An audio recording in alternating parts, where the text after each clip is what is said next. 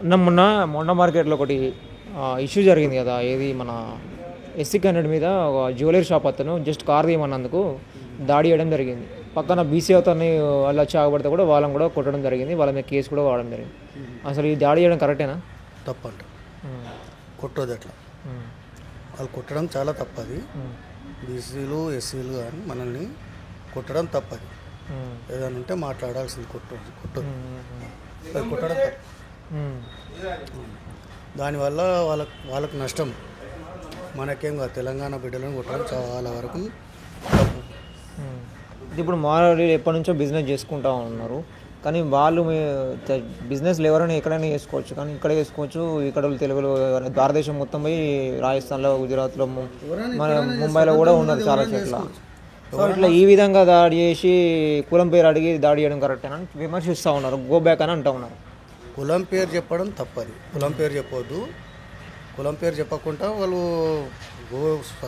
ప్రతి భారతీయునికి ఎక్కడన్నా జీవించే హక్కు ఉన్నది, కానీ అలా కొట్టడం మాత్రం తప్పదు. దాన్ని అందరూ ఖండిస్తున్నాం, 100% ఖండిస్తున్నాం. కొట్టొద్దు. అది అంటే మా వృత్తులను ధ్వంసం చేస్తున్నారు. మెయిన్గా మీరు వ్యాపారాలు చేసి అన్నిట్లలో మీరే ఉన్నారు, మాకు మా వృత్తులు పోతా ఉన్నాయని చెప్పేసి కూడా వ్యతిరేకిస్తూ ఉన్నారు. అది కంపల్సరీ అవుతుంది కదా. ఇప్పుడు నేను చేనేత ఇప్పుడు బట్టల షాపులు పెడుతున్నారు, మార్వాడీస్ పెడుతున్నారు. ఇప్పుడు మాకైతే దెబ్బ తగులుతుంది కదా. దానివల్ల మేము గిట్ట నష్టపోతున్నారా?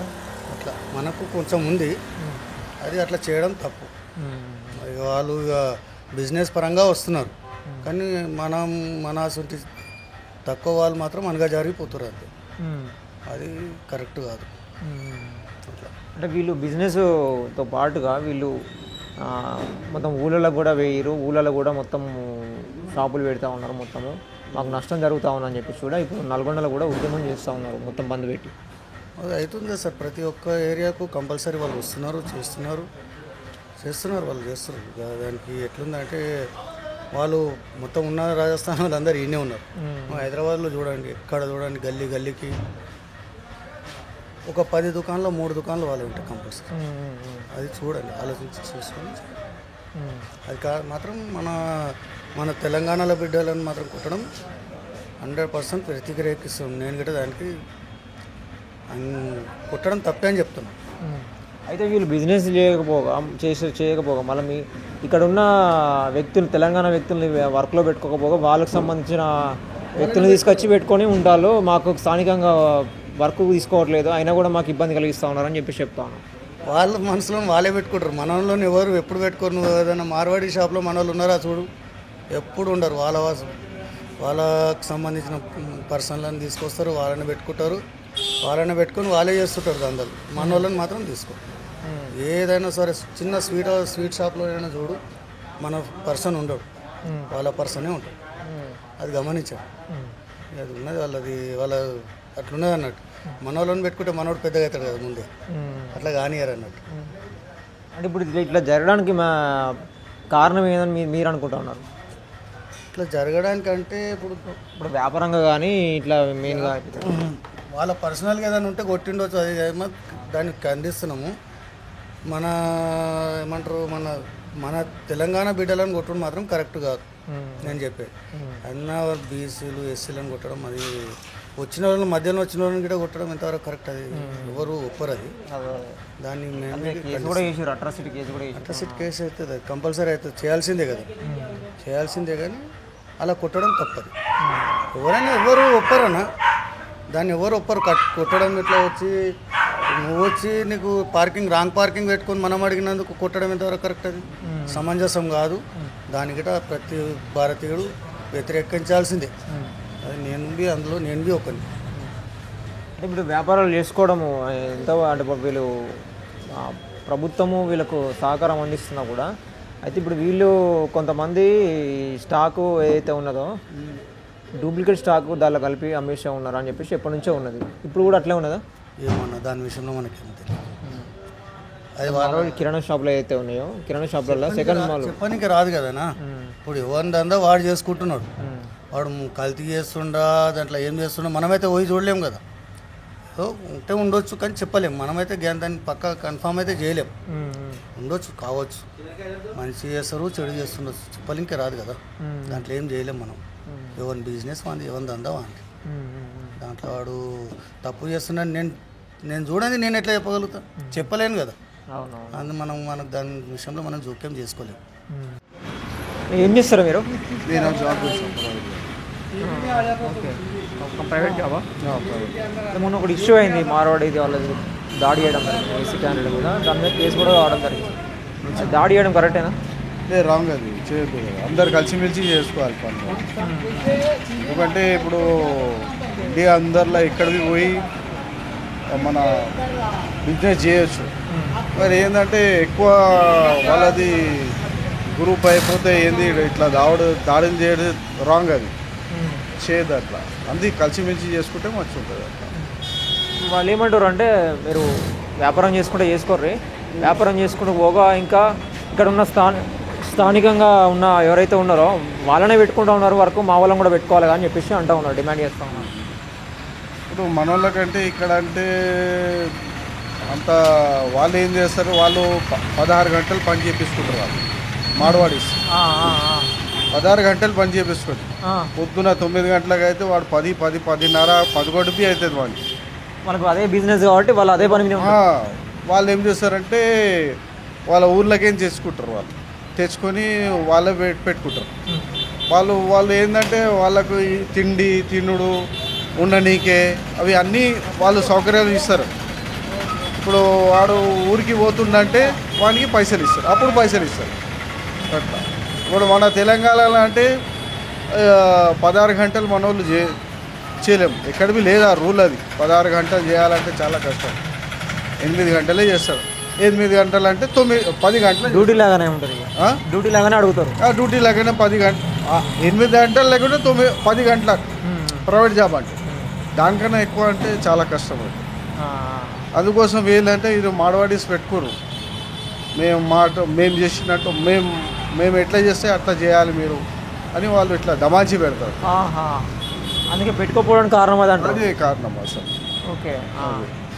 అయితే మార్వాడి మరి ఇప్పుడు వీళ్ళు జిల్లాలలో కూడా మొత్తము అన్ని జిల్లాలలో మీరే పెడతా ఉన్నారు. ఎలక్ట్రిక్ షాప్ కానీ, మన జ్యువెలరీ షాప్ కానీ, బట్టల షాప్ కానీ, ఇక్కడ ఉన్న వృత్తులకు ఇబ్బంది అవుతా ఉందా అని చెప్పేసి చెప్తా ఉన్నారు. ఇది ఎంతవరకు అంటే కరెక్టా కాదా అయిందని చెప్పండి ఒకసారి. ఇప్పుడు వాళ్ళు ఏం చేస్తారంటే పైసలు తీసుకుంటారు. వాళ్ళ కులపులు సపోర్ట్ ఇస్తారు. వాళ్ళకు తక్కువ పైసల్లో వాళ్ళు తక్కువ ఇంట్రెస్ట్లో పైసలు ఇస్తారు.